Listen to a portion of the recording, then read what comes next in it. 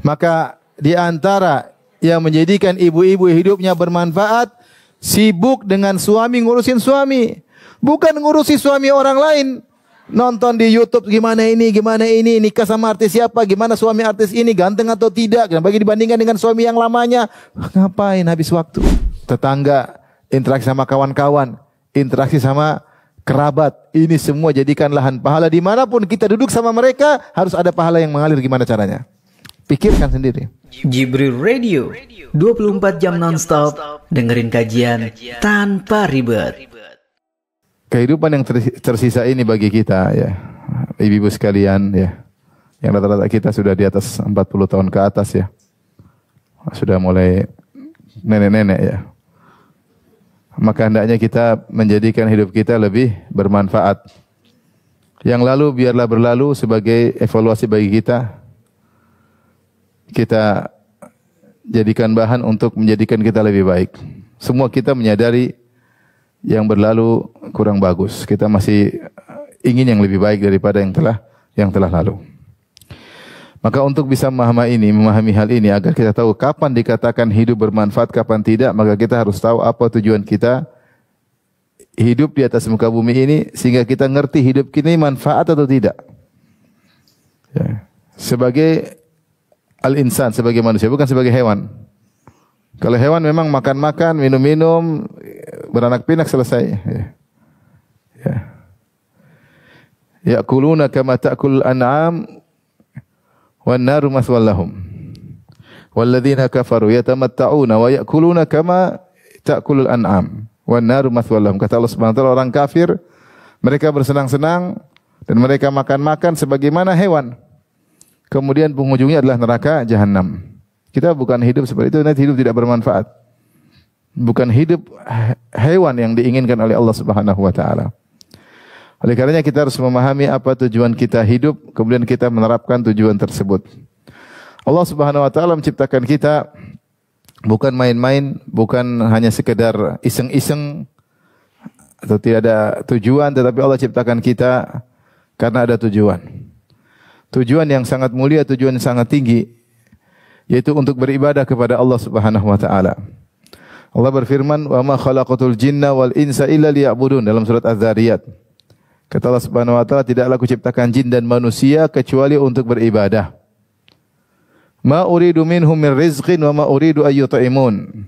Aku tidak butuh dari para hamba rizki dan aku tidak butuh mereka memberi makan kepadaku. Innallahu war-razzaq, sungguhnya Allah adalah Maha pemberi rezeki, Dzul Quwwatil Matin, sang pemilik kekuatan yang kokoh. Dalam ayat ini dalam surat Az-Zariyat, Allah menjelaskan bahwasanya tidaklah Allah menciptakan jin dan manusia kecuali untuk beribadah. Jadi yang diminta dari kita adalah beribadah kepada Allah. Siapa yang bisa menjalankan tujuan ini maka hidupnya bermanfaat. Kemudian Allah mengingatkan, Allah tidak menciptakan kalian untuk kemudian memperkaya diri, memperbanyak harta sebanyak-banyaknya. Karena Allah War-Razzaq, dialah Allah yang Maha pemberi rezeki. Allah beri rezeki kepada kalian supaya kalian bisa beribadah, bukan kalian cari rezeki kemudian lupa untuk beribadah kepada Allah Subhanahu wa taala. Maka banyak manusia kondisinya sebaliknya. Allah sudah menanggung rezeki mereka, tapi mereka bersungguh-sungguh dalam mencari rezeki. Allah meminta mereka untuk beribadah, justru mereka berleha-leha, bermalas-malas untuk beribadah. Apa yang sudah Allah jamin, mereka bersungguh-sungguh mencarinya. Apa yang Allah tuntut, justru mereka tidak mengindahkannya. Ya. Oleh karenanya, inilah barometer dikatakan hidup itu bermanfaat atau tidak. Maka semua kegiatan kita, aktivitas kita, yang di situ kita mengingat Allah dalam rangka beribadah kepada Allah, maka itulah hidup yang sesungguhnya. Sebaliknya siapa yang hidup di dunia ini tidak mengingat Allah, maka sungguhnya dia telah mati. Allah berfirman atau Rasulullah SAW bersabda, "Mathalul ladzi yadhkurullaha wal ladzi la yadhkurullah kamathalil hayyi wal mayyit." Perumpamaan orang yang mengingat Allah Subhanahu wa taala dengan orang yang tidak mengingat Allah seperti perumpamaan orang hidup dan mati. Sini perhatikan, Rasulullah menjelaskan hakikat orang yang hidup itu adalah kehidupan yang bermanfaat, yaitu yang dia gunakan hari-harinya, waktu-waktunya untuk mengingat Allah Subhanahu wa taala. Adapun orang yang hidup secara fisik, tetapi dia tidak mengingat Allah, dia lupa, lalai dari Allah, maka sungguhnya kehidupannya adalah kehidupan yang tidak bermanfaat, hanyalah kematian. Dinamakan dengan kematian. Makanya Allah menamakan orang kafir amwatun ghairu ahya. Mereka itu seperti orang-orang mati tidak hidup. Allah menamakan orang kafir seperti orang mati, tidak hidup. Meskipun dia hidup secara fisik, tapi hakikatnya dia mati di sisi Allah karena kehidupannya tidak untuk beribadah kepada Allah Subhanahu wa taala. Untuk maksiat, bersenang-senang tanpa mengingat Allah dan yang lainnya. Maka dari sini kita bisa evaluasi diri kita. Sejauh mana waktu-waktu yang kita lewati, detik-detik yang kita lewati, hari-hari, bulan-bulan, tahun-tahun yang kita lewati, sejauh manakah hari-hari tersebut untuk Allah? Kalau ternyata tidak untuk Allah, maka sungguhnya itu adalah kematian kita. Hidup kita yang sungguhnya ternyata cuma sedikit. Kebanyakan waktu kita adalah untuk kematian, tidak ada faedahnya. Saya ingin sampaikan hal ini kepada diri saya pribadi, kepada ibu-ibu sekalian. Karena tadi saya katakan, kita hidup ini cuma sebentar. Sering saya sampaikan hadis Nabi SAW. A'maru ummati baina 60 ila 70 wa aqalluhum man yajuzu dzalik. Umur umatku antara 60 sampai 70 dan hanya sedikit yang melampaui. Dan rata-rata ibu-ibu, coba saya ingin tahu, yang umurnya 40 ke bawah angkat tangan. 1 2 3 4 5 aja masih. Ya, masih tergolong setengah muda ya. Yang 40 ke atas angkat tangan. Mayoritas 80% udah mau meninggal. Ya, semakin tua kan semakin mudah meninggal. Oleh karenanya, secara statistik yang lebih duluan hidup, dia biasanya lebih duluan apa? Meninggal. Secara statistik yang umurnya lebih dari 40 tahun biasanya lebih duluan meninggal daripada yang kurang dari 40 tahun. Itu secara umum. Tapi kalau secara person per person belum tentu. Bisa jadi yang muda lebih dahulu meninggal daripada yang lebih tua. Maka kita hendaknya sadar bahwasanya hidup yang tinggal sesaat ini sedikit sekali ya.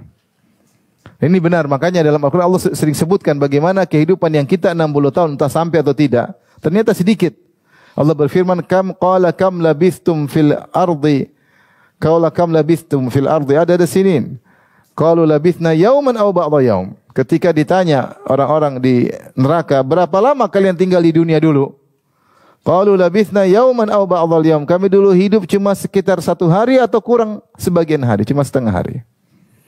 Kenapa jika dibandingkan dengan dahsyatnya hari kiamat, dibandingkan dengan hari akhirat yang abadi, hidup kita cuma sekejap. Ya. Kata Allah, ka'annahum yauma yarawnaha lam yalbathu illa 'ashiyatan aw dhuhaha. Tatkala mereka melihat dahsyatnya hari kiamat, maka mereka menyangka bahwasanya mereka hidup di dunia dulu yang mungkin 60 tahun, 70 tahun, 80 tahun, ternyata cuma 'ashiyatan aw dhuhaha, seperti cuma sepetang atau waktu duha saja.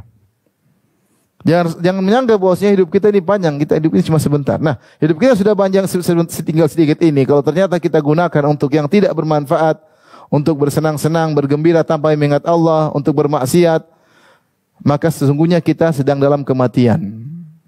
Hidup kita yang sesungguhnya adalah yang untuk beribadah kepada Allah Subhanahu wa taala. Dan itulah ikrar kita. Bukankah kita dalam salat kita mengatakan inna salati wa nusuki wa mahyaya wa mamati lillahi rabbil alamin. Salatku, sembelihanku, hidupku dan matiku hanya untuk siapa? Allah. Nah, bagaimana kita bisa menerjemahkan hidup kita ini hanya untuk Allah? Caranya kita menjadikan setiap waktu kita adalah untuk beribadah. Ini waktu yang tinggal sedikit, maka jadikanlah bermanfaat. Saya katakan tadi sebagian orang subhanallah menghargai kehidupannya sehingga dia berusaha mengisi kehidupannya dengan segala hal yang bermanfaat. Dia tidak ingin ada waktunya yang seperti kematian. Dia tidak ingin ada waktu yang terbuang, tidak ada faedahnya. Mereka benar menghargai waktu mereka ya.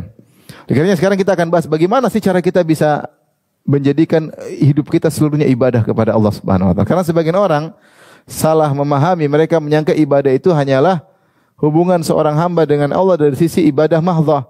Dia pikir ibadah itu hanya salat, hanya baca Quran, hanya berzikir. Ternyata ranah ibadah itu sangat luas. Ranah ibadah sangat luas. Maka saya ingin mengajak ibu-ibu untuk merenungkan ranah-ranah ini sehingga tidak ada waktu kita yang terbuang.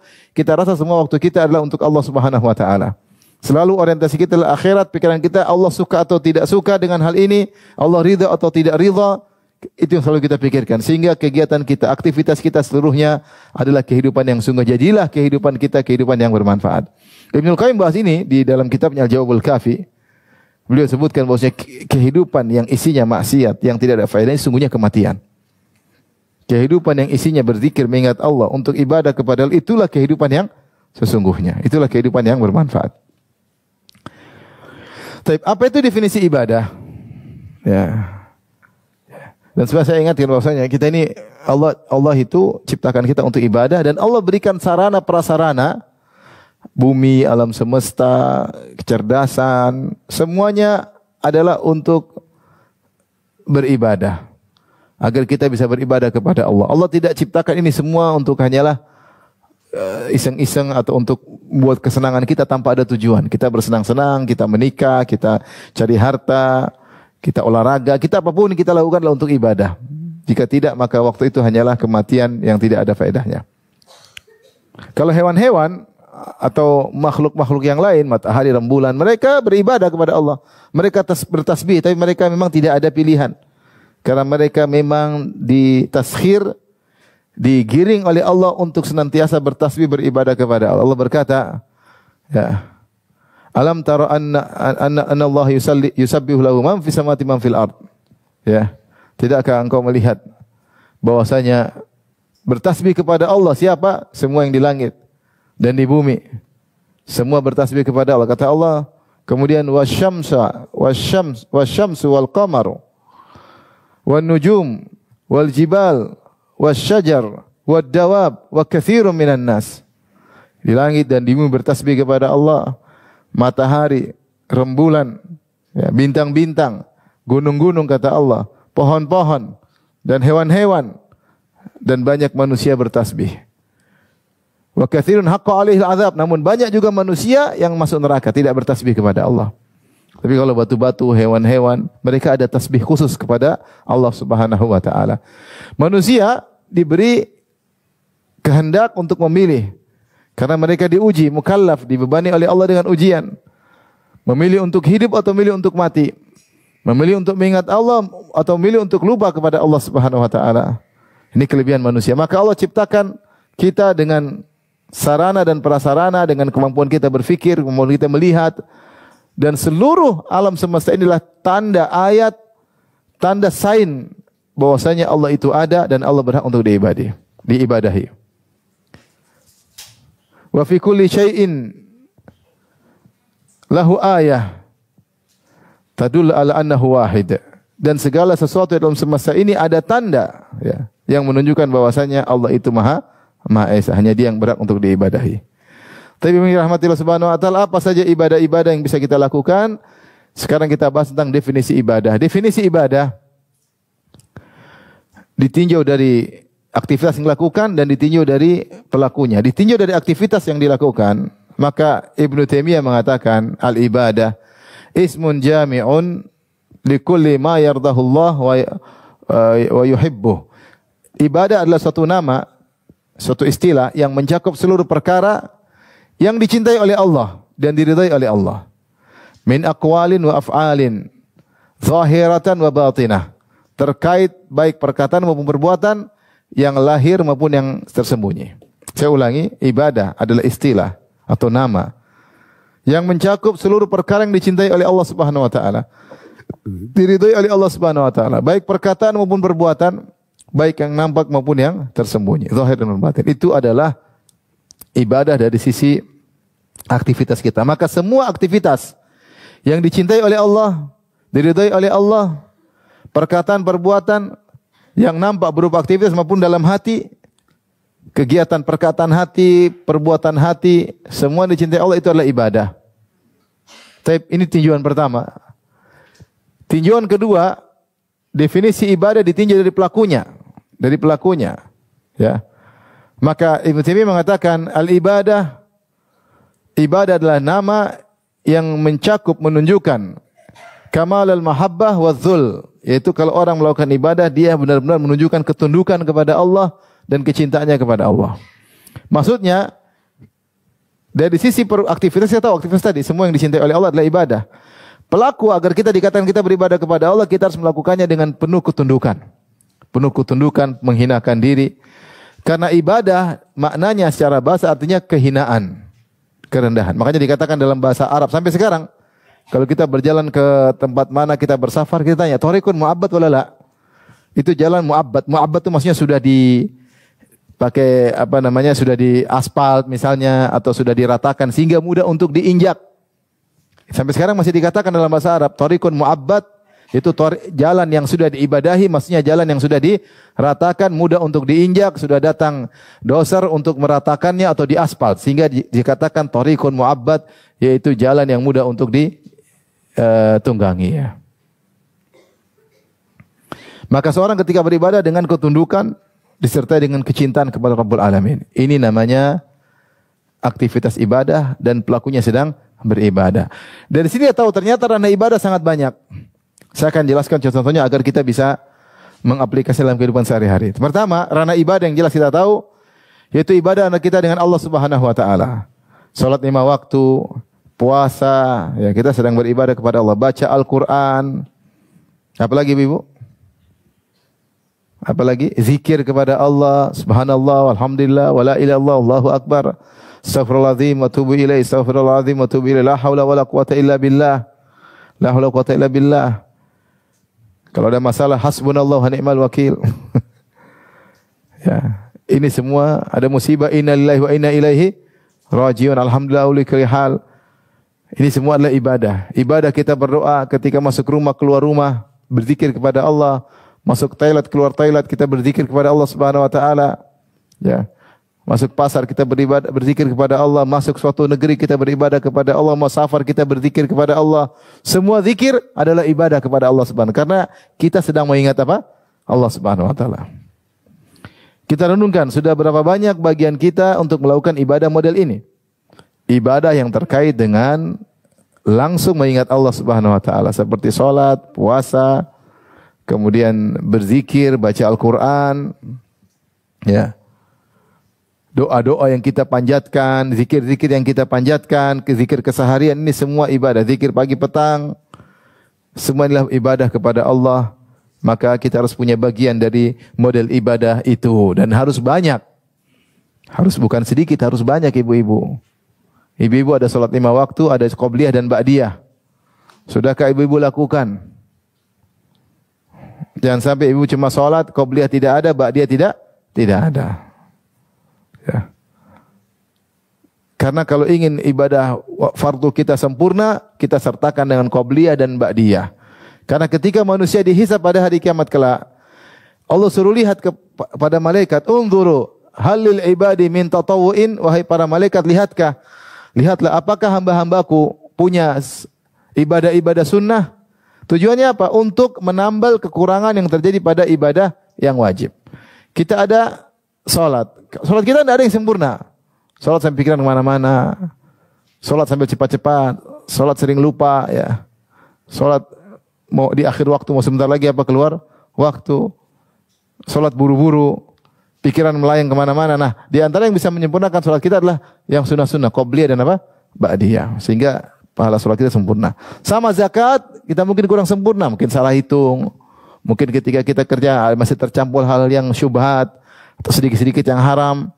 Bagi kita bayar zakat, di antara penyempurnanya adalah sedekah-sedekah. Tapi puasa Ramadan adalah yang wajib. Mungkin kita kurang sempurna, kita tambal dengan puasa-puasa apa sunnah seperti itu ya. Nah ini hari-hari kita lewati dengan baca Al-Quran. Jangan sampai sehari lewat tidak baca Al-Quran. Ini namanya hidup kita bermanfaat.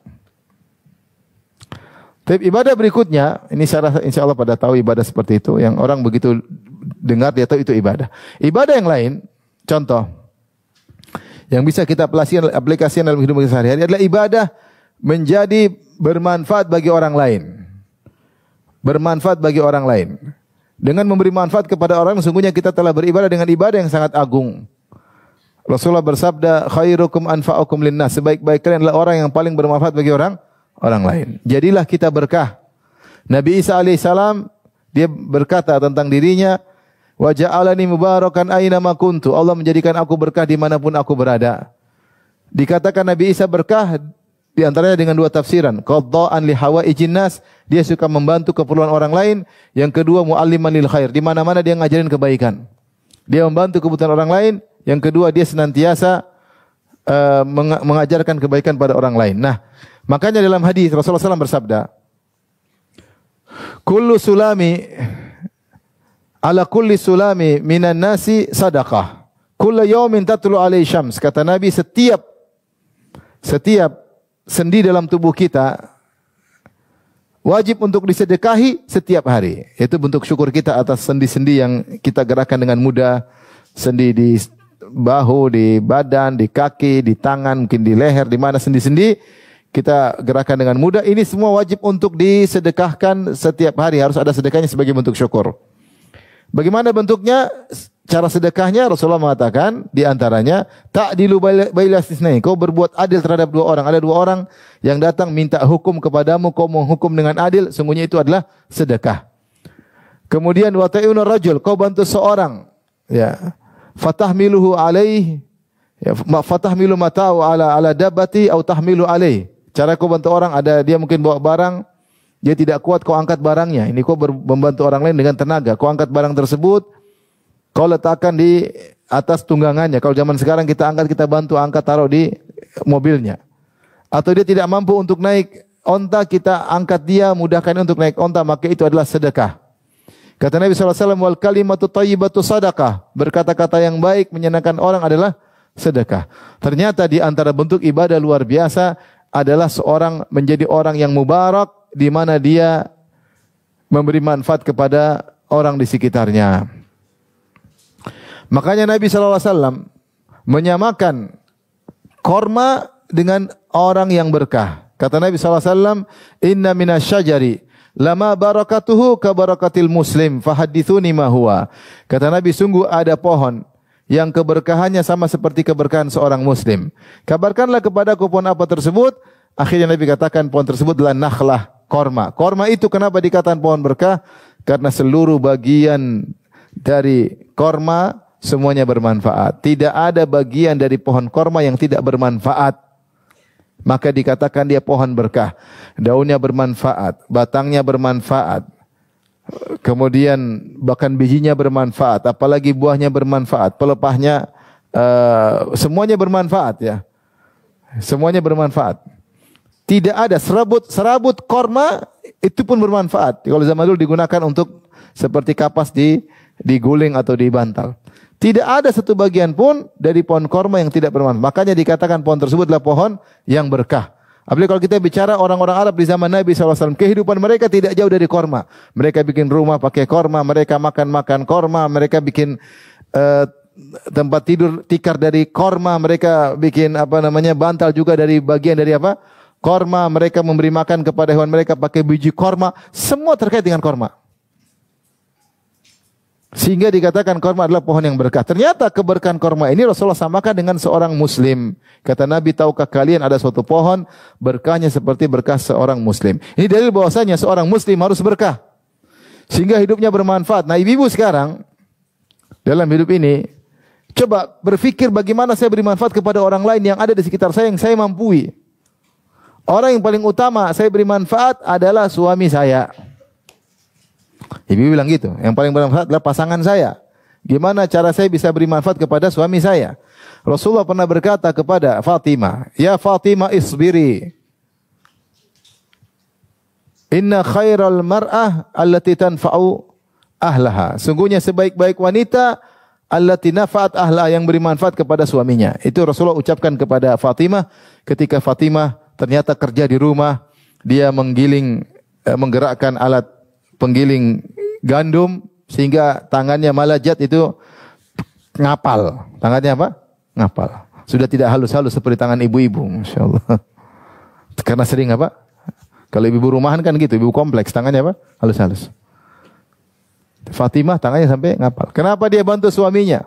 Sampai dia capek, sampai tangannya sakit. Rasulullah kasih motivasi. Kata Rasulullah, sebaik-baik istri adalah yang bermanfaat bagi suaminya. Nah, ini ibu ingin renungkan hadis ini aja. Maka ibu berusaha saya di rumah ini apa manfaat yang bisa lakukan untuk suami saya? Pikir. Supaya hidup ini bermanfaat. Siapkan makanannya, siapkan minumannya, siapkan tempat tidurnya, kasurnya, ya. Dan niatkan semua untuk ibadah kepada Allah Subhanahu wa taala. Ini contoh keseharian yang kita lakukan ternyata nilainya apa? Ibadah. Pakai baju yang dia senangi, berpenampilan dengan yang dia senangi, kita sambut dia dengan senyuman, dia senang. Dilayani oleh istrinya. Kalau mau minum kita ambilkan air minumnya, kalau mau mandi kita siapkan handuknya, habis mandi kita siapkan baju dan celananya, kalau mau safar kita siapkan apa? Kopernya dan isinya, ya. Sudahkah ibu-ibu demikian? Saya enggak percaya. Saya ulangi, sudahkah ibu-ibu demikian? Alhamdulillah. Iya. Percaya saya sekarang bertambah, alhamdulillah ya. Aisyah radhiyallahu anha ketika suaminya sedang itikaf, siapa yang sisir rambut Nabi? Aisyah radhiyallahu anha sisir rambut Nabi, subhanallah. Kalau Nabi SAW mau pergi, yang siapa yang kasih minyak wangi ke Nabi? Aisyah radhiyallahu anha. Ini ibu-ibu suaminya sisir sendiri, kasihan. Pakai parfum sendiri, kasihan.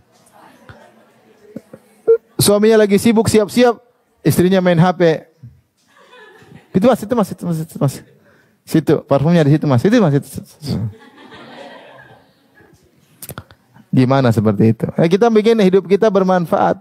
Itu main HP ini apa manfaatnya? Enggak ada manfaatnya. Ini kematian, ngurus suami kehidupan.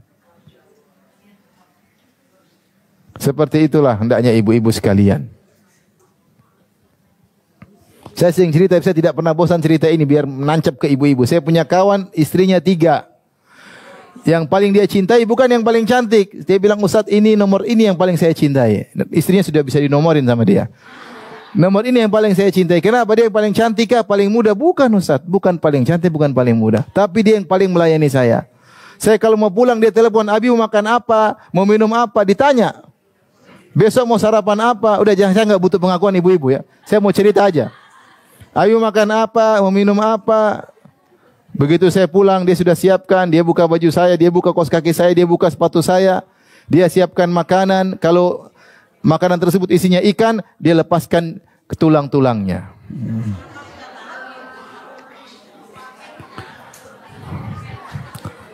Jangan gaduh ibu-ibu, ini sabar. Kalau ibu nggak seperti dia, jangan hasad, sudah tenang aja. Maka di antara yang menjadikan ibu-ibu hidupnya bermanfaat, sibuk dengan suami, ngurusin suami. Bukan ngurusi suami orang lain. Nonton di YouTube gimana ini, nikah sama artis siapa, gimana suami artis ini, ganteng atau tidak, bagi dibandingkan dengan suami yang lamanya. Ngapain habis waktu? Sibuk ngurusin suami orang lain. Sampai ada artis suaminya meninggal, ibu-ibu pada nangis. Subhanallah. Iya enggak ibu-ibu? Pernah kejadian seperti itu. Pada nangis ibu-ibu, suami orang lain meninggal. Suaminya sendiri datang diomelin. Gimana? Maka ini benar poin kelihatan sederhana, tapi ini menjadikan hidup kita benar-benar hidup. Tapi syaratnya ibu-ibu niatkan karena apa? Allah. Kalau ibu-ibu niatkan karena Allah, maka berpahala. Jika tidak, hanya sekedar asik-asik saja tanpa niat karena Allah, tidak ada faedahnya. Tapi di antara menjadikan hidup kita bermanfaat, terutama wanita, ngurus anak-anak. Rasulullah pernah melamar Ummu Hani. Ummu Hani itu sepupunya Nabi SAW. Dia punya anak-anak, janda. Maka Rasulullah SAW datang ngelamar dia. Apa kata Ummu Hani? Kata Ummu Hani radhiyallahu anha, saudarinya Ali bin Abi Thalib, yaitu Ummu Hani bin Abi Thalib. Dia menolak lamaran Nabi. Dia mengatakan, "Ya Rasulullah, inni dzatul iyal." Saya punya anak banyak. Saya ingin fokus ngurus anak-anak. Dia tahu kalau jadi suami istri Nabi dia harus ada urus suami yang banyak. Kata dia, "Enggak, saya punya banyak." Rasulullah puji dia. Kata Rasulullah sallallahu khairu nisa'in raqibnal ibil nisa'u Quraisy. Sebaik-baik wanita yang mengendarai onta, maksudnya wanita Arab adalah wanita Quraisy. Kenapa? Ahnahu ala tifl, yang paling perhatian sama anak-anak. Wa ar'ahu ala zauj fi dzati yadihi, yang paling perhatian sama suaminya ketika pandai mengurus uang suaminya, tidak mubadzir. Lihat di sini, Rasulullah sebutkan bahwasanya Ummu Hani dipuji oleh Nabi karena dia sibuk ngurus anak-anak. Maka saya ingatkan kepada ibu-ibu yang dirahmati Allah Subhanahu wa taala, kalau masih punya anak diurusin. Niatkan karena Allah, diajak ngobrol, ditemani, diberi arahan, dinasehati. Meskipun sudah besar, udah nikah, kita tetap nasihati. Putriku begini, kamu jangan gitu sama suami, ingat pesan mama ya. Kamu jangan seperti mama. Cukup mama aja sama papa, kamu harus berbeda gitu, nasihati. Nasihati.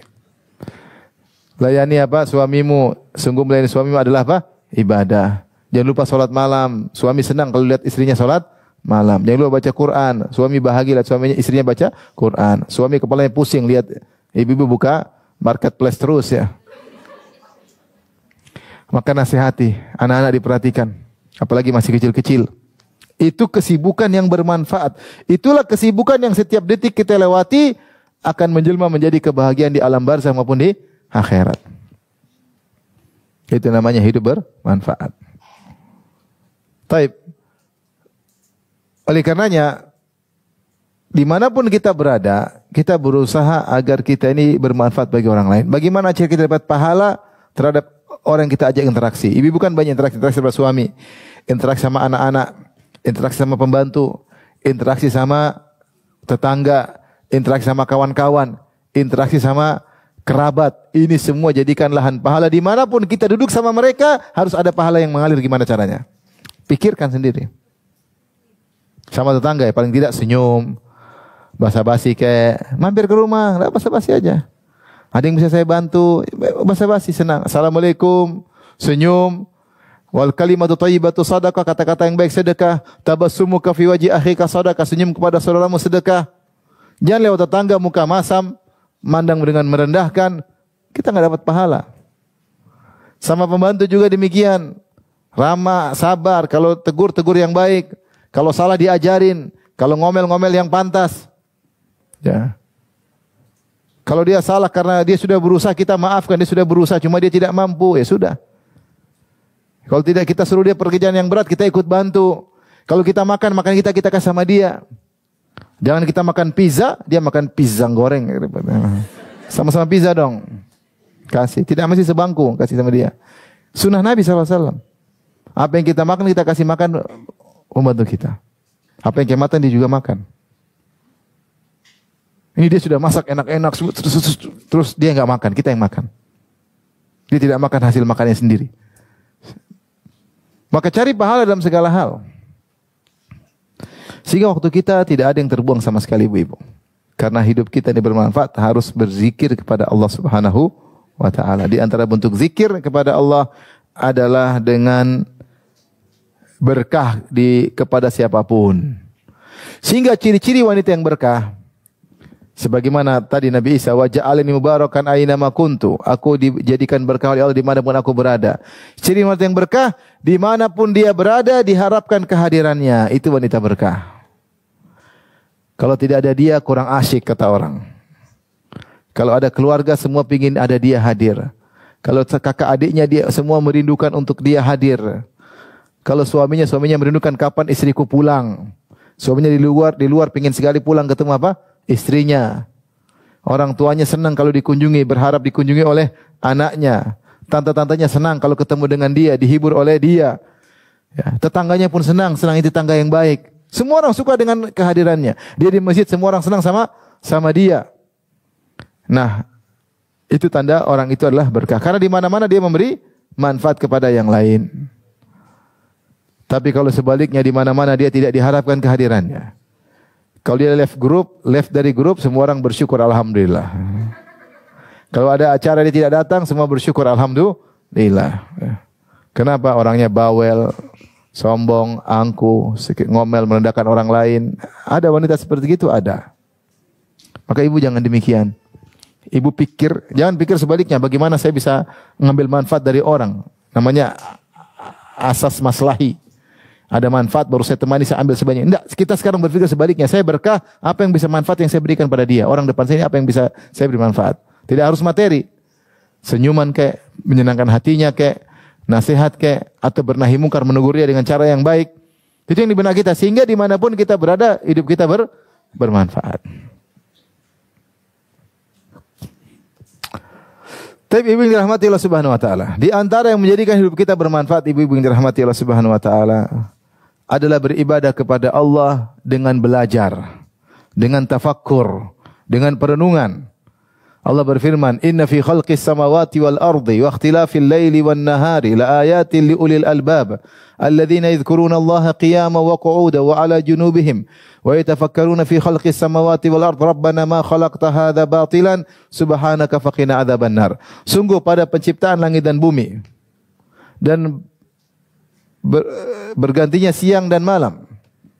Ya, la ayatil lil albab, sungguh ada tanda-tanda kebesaran Allah bagi orang yang cerdas. Siapa orang tersebut? Alladzina yadhkurunallaha qiyaman wa qu'udan, yang senantiasa mengingat Allah ketika duduk, ketika berdiri, ketika berbaring. Wa yatafakkaruna fi khalqis samawati wal ard, dan dia memikirkan tentang penciptaan langit dan bumi.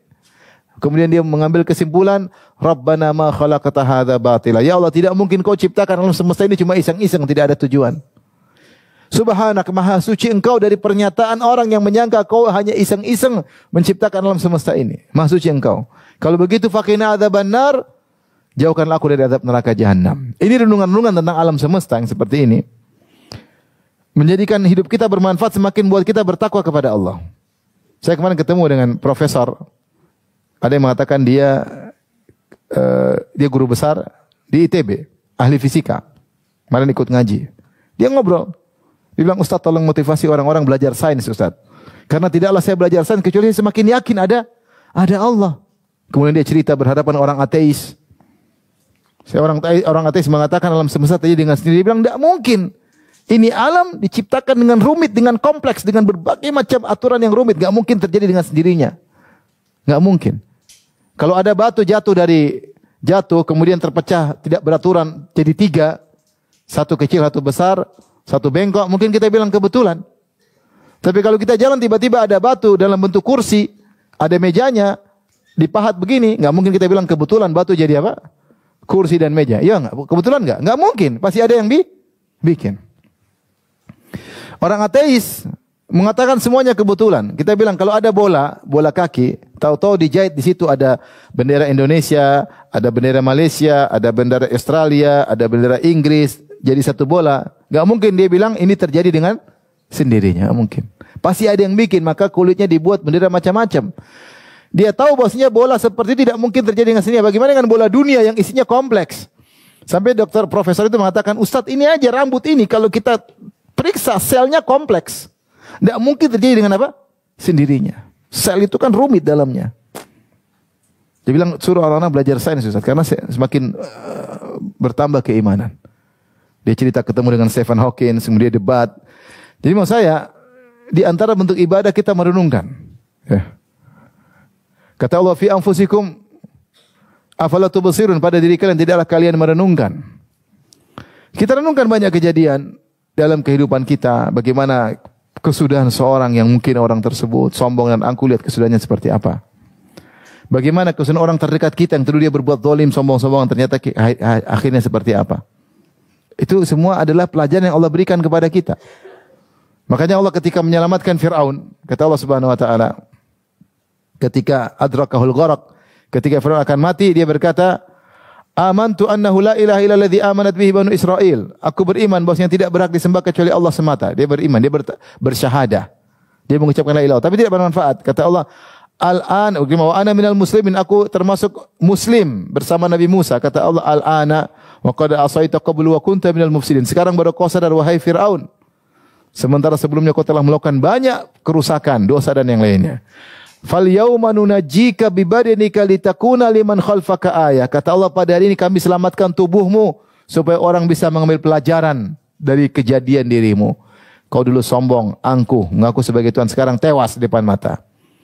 Kata Allah, al yauma nunajjika bi badanika litakuna liman khalfaka ayah. Pada hari ini kami selamatkan jasadmu supaya menjadi pelajaran bagi orang setelahmu. Wa inna katsiran minan nasi an ayatina laghafilun. Sungguh kebanyakan orang dari tanda-tanda kami, dari sign kami, semuanya lupa, lalai. Ya, sebenarnya banyak kejadian di sekitar kita. Kita mengambil dalam diri kita sendiri. Sebagian salaf mengatakan, tidaklah aku bermaksiat kecuali aku melihat dampaknya pada istriku, pada tungganganku, pada budakku. Ada perubahan. Itu dia mengambil ibrah dari dirinya sendiri. Sebenarnya banyak pelajaran di sekitar kita. Dari sikap-sikap kita yang salah, oh ternyata begini ujungnya. Tapi butuh perenungan. Sehingga orang seperti ini dia merenungkan hal-hal, perenungannya itu adalah ibadah kepada Allah Subhanahu wa taala. Makanya Ummu Darda ketika ditanya, apa ibadah yang paling sering dilakukan oleh Abu Darda? Kata Ummu Darda, at-tafakkur wal i'tibar. Dia sering merenung dan berfikir dan mengambil pelajaran. Jadi ini di antara ibadah. Ya, tidak mengapa kita baca sesuatu, kita lihat keindahan, kita Masya Allah. Bagaimana dengan Sang Pencipta, bagaimana dengan Al-Khaliq ya. Bagaimana dia Maha Kuasa, bagaimana Maha Esa ya. Kita lihat sesuatu yang tidak mungkin tiba-tiba jatuh, subhanallah. Kita lihat sesuatu yang jaya tiba-tiba berguguran, subhanallah. Allah Maha Kuasa. Allah Maha Kuasa. Kuasaan semua di tangan Allah. Allah beri kepada siapa Allah kehendaki, Allah cabut dari siapa yang Allah kehendaki. Ya. Kita terkadang lihat misalnya perusahaan besar di puncak-puncak kemegahan ternyata jatuh. Yang mungkin kita nggak mungkin ternyata jatuh. Itu pelajaran bagi kita, subhanallah. Allah Maha Kuasa. Ya. Dulu Nokia, siapa yang tidak sangka Nokia apa? Jatuh. Semua orang pegang apa? Nokia. Tahu-tahu ambles jatuh. Kalau Allah berkehendak semuanya bisa jatuh. Dan banyak kekuasaan seperti kita menyangka tidak bakalan jatuh, ternyata apa? Jatuh. Ini kita lihat kejadian-kejadian seperti itu, kita mengambil pelajaran. Ini salah satu bentuk ibadah kepada Allah Subhanahu wa taala. Jadi sebenarnya lahan ibadah itu banyak. Contoh, di antara agar menjadikan hidup kita bermanfaat. Misalnya kita berakhlak mulia. Akhlak mulia. Apa itu akhlak mulia? Akhlak mulia adalah kita bersikap pada orang dengan sikap yang kita sukai kalau itu dilakukan pada kita. Itu namanya akhlak yang mulia. Bersikap kepada orang dengan sikap yang kita sukai jika kita disikapi dengan demikian. Contoh, kalau kita ingin berakhlak mulia sama orang tua, kita renungkan, apa sih yang bisa kita lakukan pada orang tua? Kalau saya jadi bapak saya jadi ibu saya mau apa? Tentu kalau kita jadi orang tua, kita ingin anak-anak kita kunjungi kita setiap minggu. Atau kita ingin ditelepon sama anak-anak setiap apa? Hari. Saya ingin anak saya mengenali kebutuhan saya, sehingga saya tidak perlu minta sama dia. Dia kenali kebutuhan saya, kalau dia memang mampu, dia penuhi kebutuhan saya. Kira-kira demikianlah orang-orang tua. Dia ingin ngobrol, dia ingin dihargai, dia ingin lihat cucu-cucunya. Kita bawa cucu-cucu kepada orang tua. Itu akhlak yang mulia. Maka kita lakukan itu terhadap orang tua kita. Sesibuk-sibuk kita kunjungi, sibuk-sibuk kita telepon. Umi gimana kabarnya Umi? Abi gimana kabarnya? Hari ini ada ngapain aja? Dia butuh cerita aja. Kalau dia masih pingin cerita terus, kita terus layani. Kalau kita sibuk, maaf Mi, ada kesibukan, dia pasti mengerti. Sebagian orang tua tidak mau mengungkapkan apa yang dia inginkan. Kenapa sungkan? Dia jaim, ya, gengsi. Sehingga akhirnya anaknya tidak memahami. Sampai sebagian orang mengatakan, saya baca sebuah perkataan indah, dia mengatakan, kalau sampai orang tua tidak enak ngomong sama kamu, berarti kamu sudah berakhlak buruk. Saya ulangi. Kalau sampai orang tua kita tidak enak mengungkapkan sesuatu sama kamu, berarti kamu sudah berakhlak apa? Buruk. Berarti kamu menyikapinya itu dengan, kalau orang tua sangat dekat dengan kita, kan dia mudah mengungkapkan. Karena dia tahu anaknya sangat murah hati. Dia tahu anaknya sangat mau mendengar curhatannya. Tapi ketika dia baru ngomong sedikit, kamu tuh Abino, saya juga banyak sibuk. Akhirnya dia tidak enak ketika ada sesuatu, berarti kamu sudah berakhlak apa? Buruk. Nah, kita renungkan kita bagaimana sama orang tua. Kalau orang tua masih hidup, maka kita berakhlak baik. Nah, itu berlaku pada yang lainnya. Kalau kita ingin hidup kita penuh dengan manfaat, hidup yang bermanfaat, kita berakhlak mulia kepada suami kita, berakhlak mulia kepada istri kita. Kalau kita seorang laki, berakhlak mulia kepada anak kita, berakhlak mulia kepada kakak adik kita. Kita kalau punya kakak kira-kira gimana? Ya kita pingin kita jadi kakak, pingin apa? Dihormati enggak? Meskipun adik kita kaya raya, kita pingin kita dihormati. Saya kan kakak. Jadi meskipun kita kaya atau kita telah memiliki jabatan tinggi, tetap hormat sama kakak. Kak, gimana kabarnya Kak? Apa yang bisa saya bantu? Kalau kita pun beri, bukan memberi dalam rangka untuk merendahkan dia, tidak. Kita jaga harga dirinya. Kita berikan kalau kita kemampuan, kita beri sebelum dia minta. Seperti itu. Ya.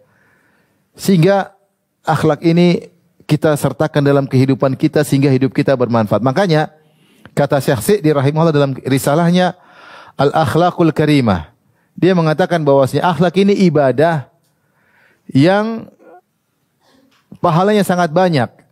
Kenapa? Karena bersama dengan seseorang dalam waktu yang panjang. Seorang tidaklah setiap hari kecuali banyak waktunya dia lakukan untuk interaksi dengan orang lain. Kalau dia selalu berakhlak mulia, maka argo pahala jalan terus. Ketemu suami dia berakhlak mulia, argo pahala jalan terus. Ketemu tetangga berakhlak mulia, argo pahala jalan terus. Ketemu kawan akhlak mulia, argo pahala jalan terus. Ketemu bibi pembantunya akhlak mulia jalan terus. Ketemu dengan sopirnya akhlak mulia jalan terus. Ketemu dengan siapapun dia berakhlak mulia sehingga argo pahala jalan terus. Maka dari situ Nabi bersabda, "Ma min syai'in athqalu fil mizanil mu'min yaumal qiyamah min husnil khuluq." Tidak ada timbangan yang paling berat kalau ditimbang hari kiamat kelak seperti akhlak yang mulia. Jadi ibu-ibu harus berusaha memiliki akhlak yang mulia, dan itu perlu direnungkan, kemudian dilakukan sedikit demi sedikit. Di antara akhlak mulia adalah kedermawanan, jangan pelit. Orang kalau pelit itu akhlaknya buruk. Sama anak jangan pelit, sama suami jangan pelit, sama pembantu jangan pelit. Kecuali ibu sama-sama enggak punya. Kalau punya jangan pelit-pelit. Sama teman jangan pelit, ya. Sama siapapun jangan pelit. Dengan demikian akhlak kita terus, argo pahala jalan terus. Kita ketemu kawan seperti itu, kalau ada dia kita senang. Kalau dia ketemu, Assalamualaikum, kita pingin dia enggak pergi dari kita. Kita pingin ngobrol terus sama dia. Kita nyaman sama dia. Ada teman, Masya Allah, badannya gemuk luar biasa. Tapi terasa ringan di hadapan kita, Masya Allah. Kenapa? Karena dia ngomongannya manis, tidak nyinyir, tidak merendahkan, murah senyum. Tapi ada kurus kerempeng, tapi rasanya seperti gunung yang berat. Kenapa? Ngomongnya pedes, ya. Sombong, angkuh, merasa tinggi, pelit, semuanya bahlul, semua lengkap. Ini meskipun kurus kerempeng, tapi seakan-akan seperti gunung Himalaya, berat. Duduk sama dia itu berat, kayaknya pingin pergi. Pingin dia cepat pergi. Kenapa? Akhlaknya buruk. Semua orang tidak betah sama dia. Maka ibu, di antara perjuangan yang kita perjuangkan adalah bagaimana bisa berakhlak mulia sehingga argo pahala kita jalan terus. Setiap saat kita dapat pahala. Karena tidaklah setiap saat kita lewati kecuali kita berinteraksi sama orang lain. Dengan demikian pahala terus mengalir. Dia ibadah yang sekali kita dapat meraih berstatus akhlak mulia, pahala terus mengalir. Ini contoh ibadah yang bisa kita lakukan, ya. Jadi intinya semua yang kita lakukan, ibu yang dirahmati Allah Subhanahu wa taala, karena Allah berarti kita telah beribadah kepada Allah.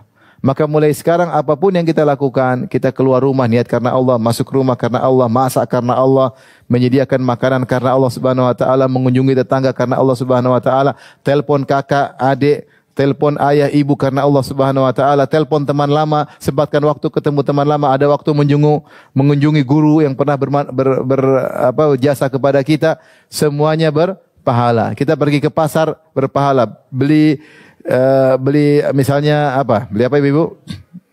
Beli tempe, beli tahu, beli sayur, niatkan karena Allah. Saya ingin masak menyenangkan suami dan anak-anak. Semuanya berpahala. Syaratnya niatnya dipasang. Jadi dipasang. Sehingga jadilah waktu ibu berkah, hidup ibu berkah karena Allah Subhanahu wa taala. Ini saja mungkin yang saya sampaikan ibu yang dirahmati Allah Subhanahu wa taala. Jadikanlah hidup kita yang tersisa cuma sedikit ini menjadi hidup yang bermanfaat. Syaratnya adalah semuanya karena Allah, semuanya karena Allah. Sesuatu yang tidak karena Allah kita mulai tinggalkan. Tidak mungkin ibu-ibu main game karena Allah, nggak mungkin. Bisa nggak main game karena Allah? Nggak bisa. Bisakah ibu-ibu nonton Korea karena Allah? Saya tanya, saya jujur aja. Bisa nggak nonton Korea karena Allah? Bisa nggak nonton film India? Shahrukh Khan, Shahrukh Khan ya sama? Bisakah nonton film India karena Allah? Susah kan? Mulai kita tinggalkan sedikit demi sedikit. Bisa enggak beli tas branded 100 juta karena Allah? Bisa. Mungkin bisa, mungkin enggak. Tergantung milioner atau bukan. Kalau milioner mungkin untuk menyenangkan suami. Kalau miskin berarti karena setan. Duit enggak ada, beli tas mahal-mahal. Ya. Bisakah ibu-ibu ke salon karena Allah? Oh, bisa, insyaallah. Itu bisa. Menyenangkan suami karena siapa? Allah. Jadi kalau kita selalu karena Allah, kita akan bisa memfilter mana yang hidup manfaat dan mana yang hidup sebenarnya bukan hidup tapi kematian. Barometernya karena Allah. Kalau semua yang bisa dijadikan karena Allah, maka lakukan. Ibu-ibu pergi ke tetangga bikin kue untuk tetangga. Bisa karena Allah enggak? Bisa, berarti pahala. Bisa enggak ibu gibah karena Allah? Susah. Bisakah ibu merendahkan ibu-ibu yang lain karena Allah? Enggak bisa. Ah itu apa? Do hitam pendek, gembrot lagi. Enggak bisa. Enggak bisa karena Allah. Kayak donat gosong enggak bisa karena Allah Subhanahu wa taala. Enggak bisa. Jadi dengan gitu kita tahu bahwasanya hidup kita itu bermanfaat karena ada filternya. Semua yang bisa karena Allah maka itu bermanfaat. Jadi jangan ibu-ibu duduk merenung di rumah ngelamun, jangan. Karena susah ngelamun karena Allah. Tapi kalau ibu duduk merenungkan bagaimana alam semesta luar biasa, keindahan alam, bagaimana maha indah sang penciptanya, bisa. Ya. Yang jadi masalah ketika seorang tidak ada kegiatan, kemudian HP-nya masih ada kuotanya, itu masalah itu. Mulai scrolling, lihat ini, habis waktu. Ini semua kematian. Hidup yang tidak bermanfaat, hanya membuang umur kita. Nanti kalau dihisab hari kiamat isinya scroll aja. Artis ini, artis anu. Film ini, film anu. Kriminal ini, kriminal anu. Perceraian ini, pernikahan anu. Dan seterusnya. Oleh karenanya, saya ingatkan diri saya pribadi dan juga kepada ibu sekalian. Mulai sekarang kita hemat-hemat umur yang tinggal sedikit ini. Sehingga umur kita bermanfaat bertemu dengan Allah Subhanahu wa taala. Tapi demikian saja ibu yang dirahmati Allah Subhanahu wa taala. Semoga kita semua menjadi orang-orang yang soleh dan solehat. Dan semoga Allah mempertemukan kita dengan suami kita, anak-anak kita, istri-istri kita di surga kelak. Amin ya rabbal alamin. Wabillahi taufiq wal hidayah. Assalamualaikum warahmatullahi wabarakatuh. Jibril Radio 24 jam nonstop dengerin kajian tanpa ribet.